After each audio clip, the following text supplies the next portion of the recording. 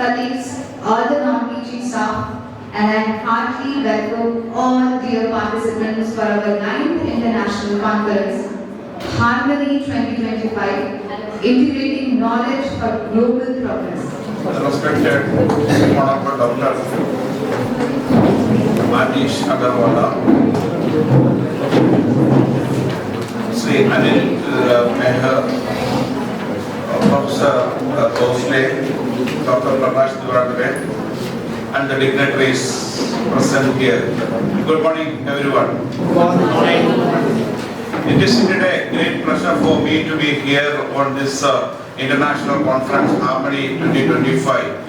The subject itself is very interesting. That is one of the reasons I thought, because I was traveling a lot, in spite of my busy schedule, I should come and attend this conference. Dr. Prakash Duragave and Dr. Bhosle was continuously asking me, integrating knowledge for the global progress.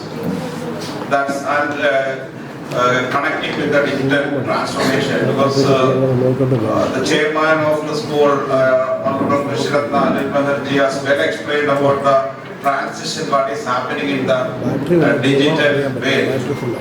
So you may be remembering that the last few days, the media is have a lot of news coming about this deep sea, the new ChatGPT China has invented.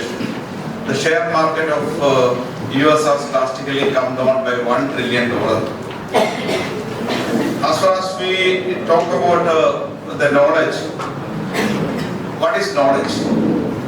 I know that actually all this the whole is filled with academicians, the diocese is filled with academicians, but the knowledge, that is very much important.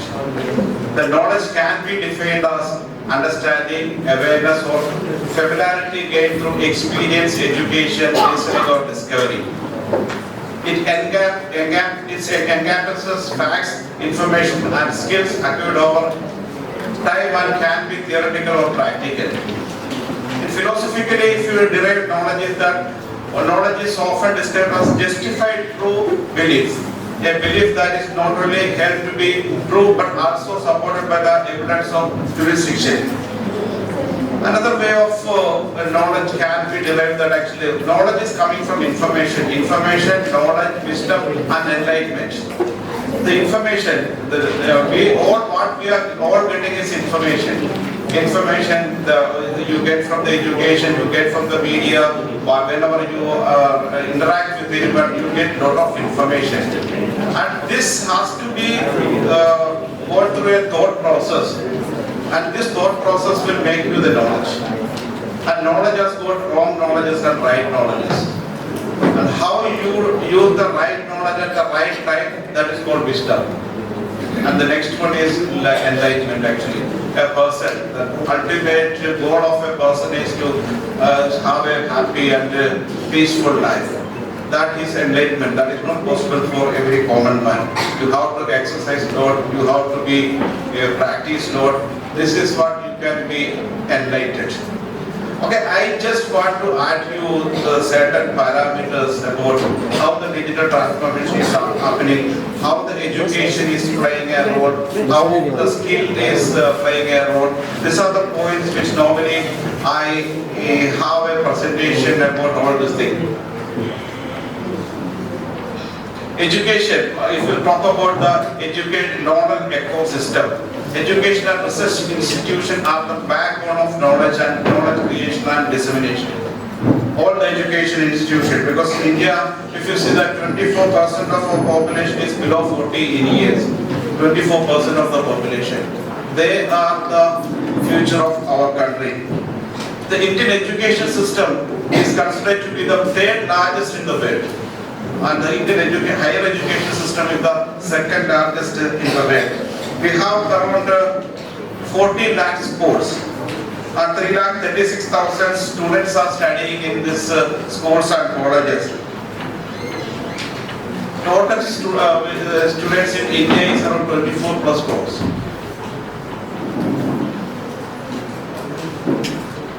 2.616 crore students are studying in the schools, and the school out of this total students, around 80% complete the school education and 55% complete the higher school education, and 26 only goes to the colleges.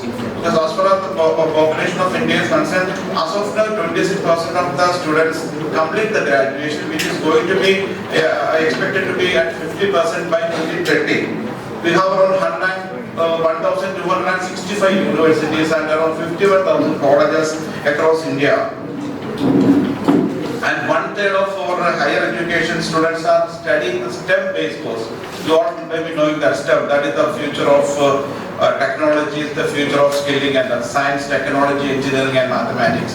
This is the course. 30% of 1/3 of the people, 33% of the students are studying the STEM-based course.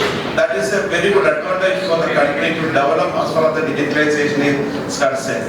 And so many students are migrating. So many students are migrating for overseas education because of the comparison procedures, getting admissions in the leading institution, and so many problems which we are facing as far as the education is concerned. And I have certain criticism about the education system, not the teachers or the schools or the organization, the system of India, because it's a vast country. As I said that actually India is the third largest country as far as education is concerned after US and China. But our system, the main problem, I am from an HR industry, I am in the field for the last 40 years. And when we come to an employability concern, we are facing a lot of challenges. For example, a student, till the masters, till the post-graduation, he spends an average $50,000. But unfortunately, very less percent of these students can be employable directly. So they need training, they need skilling, they need upskilling. Our curriculum doesn't give such type of facilities except certain institutions like the top institution like IIT, IIM or something, the other institution. The system has to be changed. Then only India can be able to achieve the growing economy. So now we are on the 5th economy, can be third in future. But 14% of our young children and 35% of the people in the population is on the employment sector, can be employable. If they want to work, because India, everyone is looking for India. India is the which is going to be the skilling capital of the world if you done a proper way of implementation. Thanks to the national education policy which has been implemented recently with vocational training coming up from the standard of 6, flexibility of studies, all things are there. But the thing is that it has to be implemented at the school level. If you see that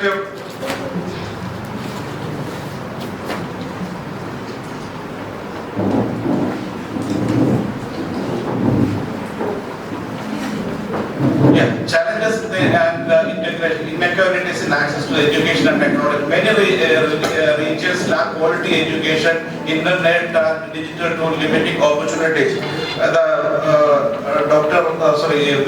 Sri Anil Banerjee has said that actually rural education and rural agriculture statistics has been given. Because the students studying in the rural area has not got the access of internet or the digital education or the active problems which they are facing, and this is making a lot of issues for the rural population. The students, they are not able to get this type of education as far as the internet and digital technology is concerned. And one more thing is that India has got around 3% of the students studying in IITs and around 32% are studying in government institution. Rest of the 65% of the students are studying in a private institution. And private institution, you may be knowing that actually is not affordable for everyone.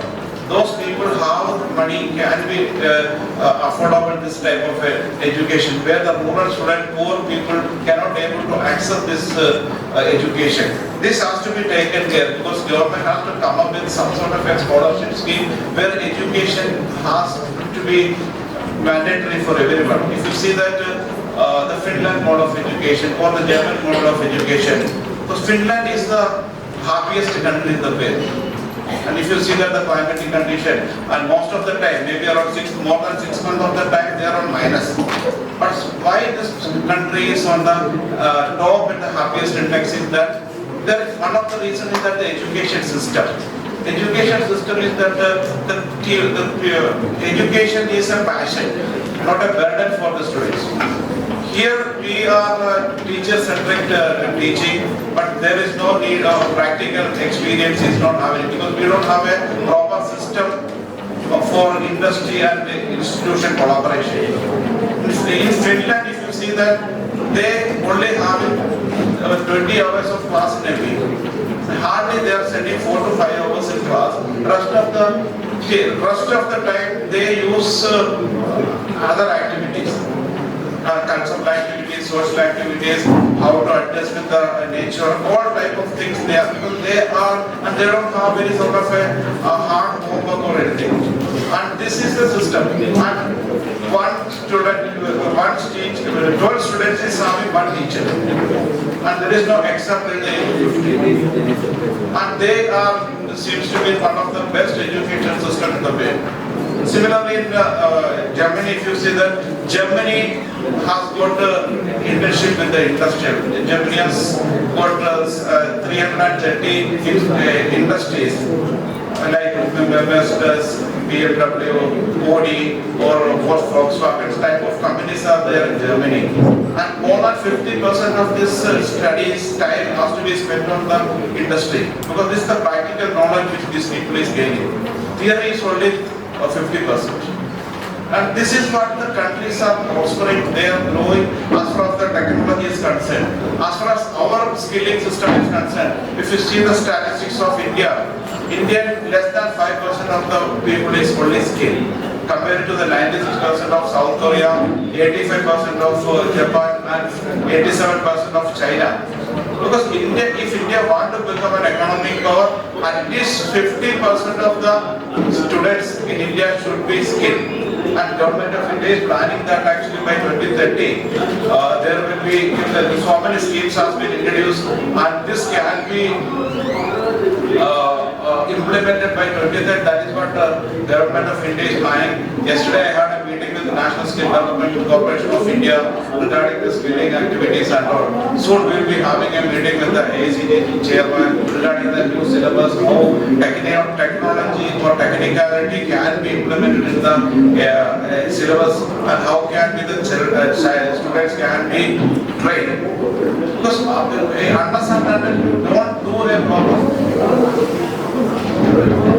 unless and until you don't do a proper skilling and upskilling, getting opportunities because the world going on undergoing a tremendous transition after the COVID and technology is taking over. Most of the technologies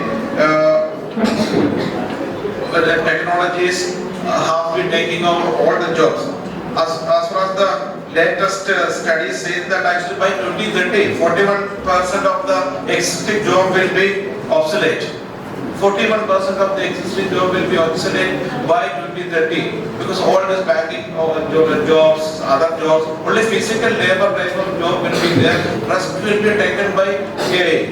And there is another study by Oxford University says that actually 30% of the jobs which need after 2030 is not existing now, and nobody knows that actually what type of job we will be having after 2030. That's the reason actually everyone has to be skilled on daily basis, whether it is a student, whether it is a teacher, whether it is a business person, whether it is a technical person, whoever it may be, has to be skilled on daily basis. Otherwise, sustainability will be very big problem. Another study says that actually 41% current people working, I'm talking about the people working currently, the study says that actually 2030, 41% of the person only will be having a secured job. The people, those are working now. Rest of the 59%, 29%, if they are not trained, no, they will be out. 19% has to switch their job from the current position to the another position suitable for their capability. And 11% has to leave it now. This is the situation of the current job market. Why I am talking about this thing is that actually you are the people developing our career, developing our country, developing our students. Need to be, because at least you need to spend some time with the student for some sort of a training soft skill. Last time also I came here and talked about implementing some sort of a language training. At least Germany, Japan. If you learn Germany and Japan, there you don't need to spend a single money to travel abroad for either studies or work. Because these countries are giving scholarship and training these people. Because this is actually we need to be focused on this thing.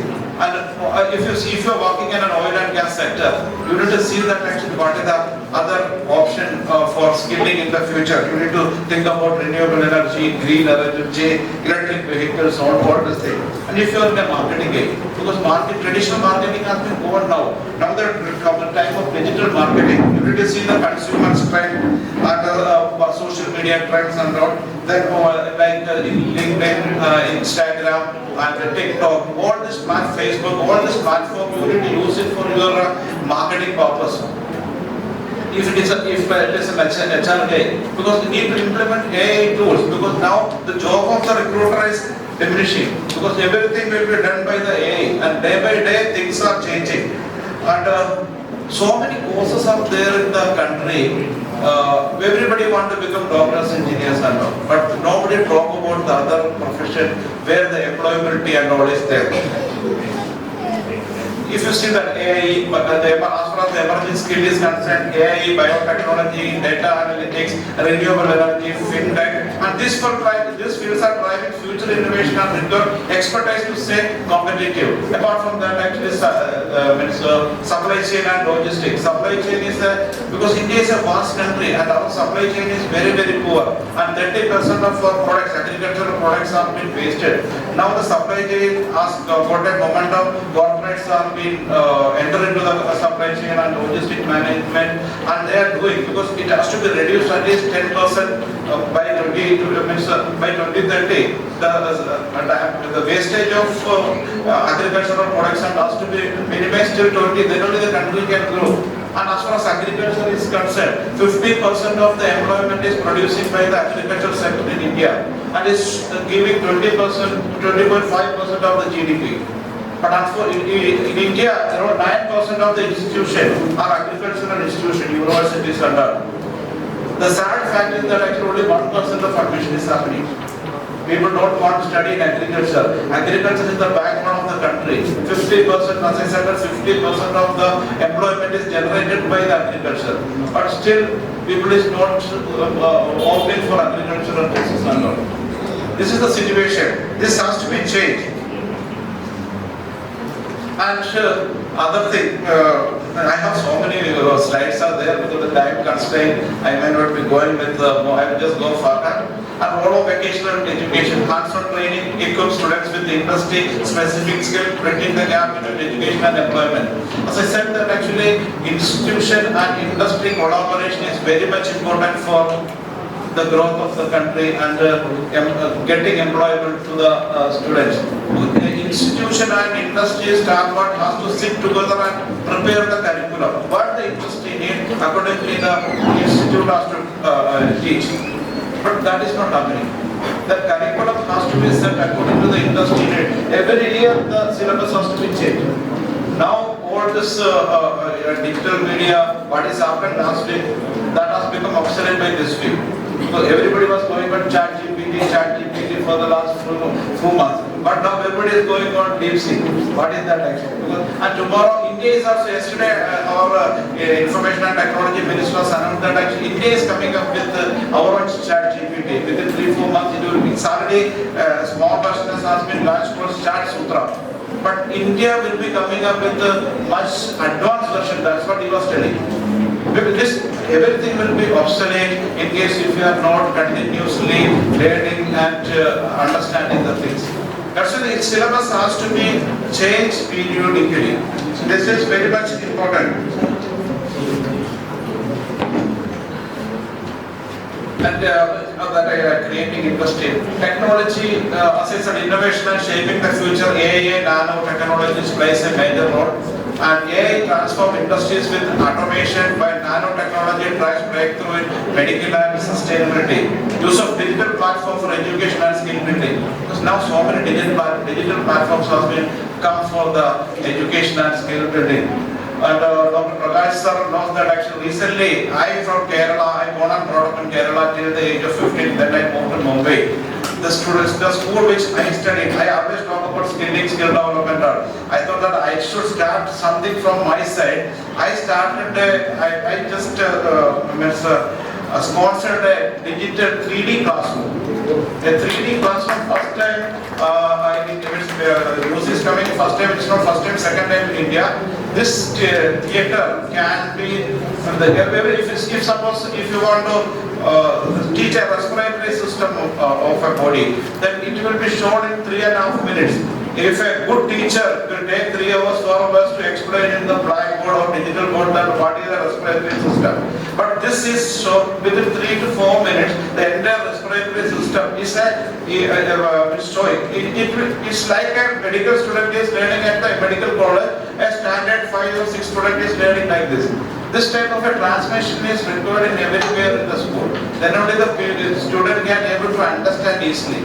So that the interest will be created, the passion will be created toward the education. Because now the problem is that many of the students is burden ko aaj Monday hai, school mein jana hai. This is the thinking of the student. That has to be changed.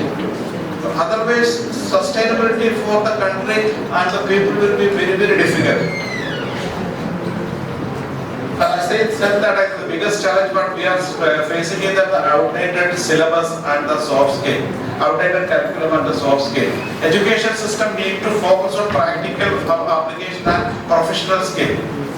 And the solution is that industry and collaboration. Internship is very much important because the last budget, the finance minister has come up with a proposal of internship, and that has yielded so many changes as far as the schools students are concerned. So many education has been opting for this internship, and so many corporates are ready for the internship. The internship is very much important for skilling and upskilling. Then workshop. Thank Dr. Bosle for conducting such type of workshop.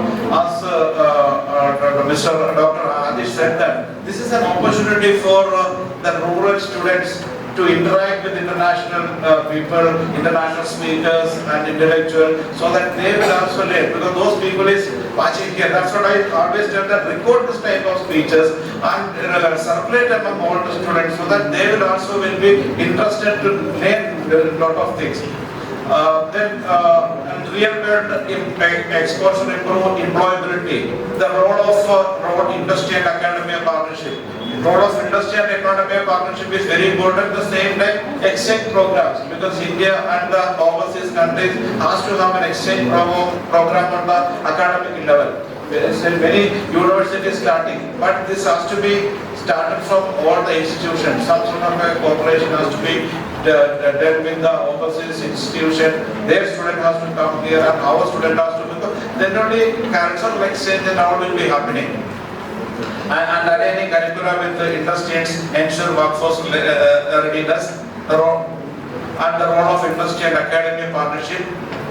The global migration and workforce development. The trends in international migration for education and employment is rising demand for higher education and global job opportunities and every year. And the study is showing that so many people are going for overseas education. The recent study says that around 10.34 lakh students have been migrated from India to overseas for the education. It is drastically increasing day by day. It was 7.65 lakhs in 2022, 9.3 lakhs in 2023, 10.34 lakhs in 2024.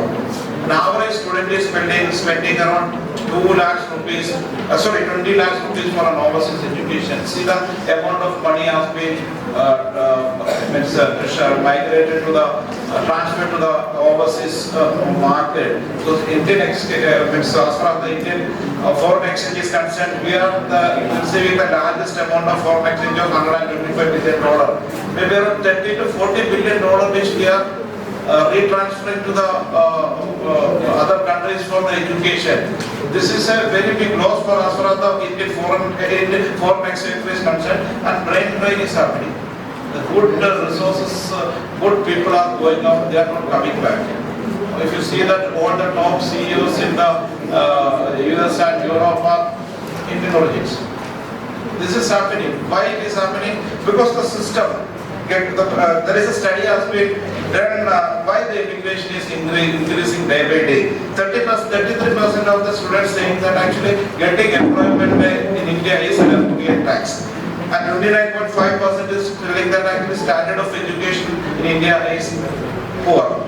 And 12.6% say that actually in India the salary structure is very poor. And 6.5% say that social economic issues, part of the social economic issues what India is facing. And 4% say that there is a social status, to get a social status among the society. This is the reason the migration is increasing day by day. And I will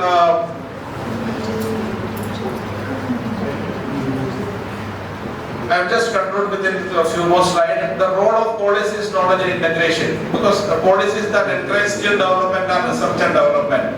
Government must fund training, incentivize innovation and support collaboration. Because government, India is a country, we are spending a lot of money for our defense and other activities. You see that actually all the teachers are sitting here. Can you just tell me that what is the GDP which we are utilizing for the education purpose in India?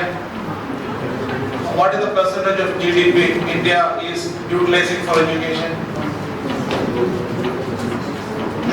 Can any students tell me? Somewhere 3% less than.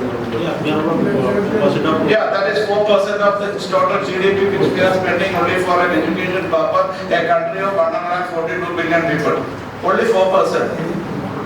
It has to be increased at least 6%, then only a quality education can be given. As I said, that 63% of the institution in India belongs to the private institute, private management. The salary structure, a professor in Harvard University is earning a salary equivalent to 18 lakhs Indian rupees per month. Whereas in India, a teacher is getting 20 to 30,000 salary on average. I'm not talking about the salaries of the government organization. This is the salary. Because people is not coming as a teaching is around 10 lakhs teachers vacancies are still to be filled. When I was talking about Finland, the teachers have been selected. Normally the policy of selecting the teachers is that once they complete the masters, top 10% of the people will be getting a teacher's job. Rest of the 90s will be going the other. Because here, teacher is people just an option. If you are not getting an IT job or any other thing, people used to take. I'm not downgrading this thing, but this is the situation. Why? The cost of living is very high. The salary and all is the teachers are getting is very less. Government has to amend the policies to give a better pay. Even the private sector has to give a better pay. Then only teachers' profession will become a. If you see that in the earlier days, Vidya and Vaidya, these are the two areas. Normally people used to give free. Now these are the two areas, the most money-making business. Because education and medical industry has become a business. Then you cannot produce quality students. And case studies, I said already that German case studies of industrial collaboration with this thing, and Singapore has also got a skill future benchmark, and recommendation for global policy alignment, common standard for skill, research development, partnership and inclusive policies are essential. Collaboration models, public-private partnership, that is happening in other areas, but in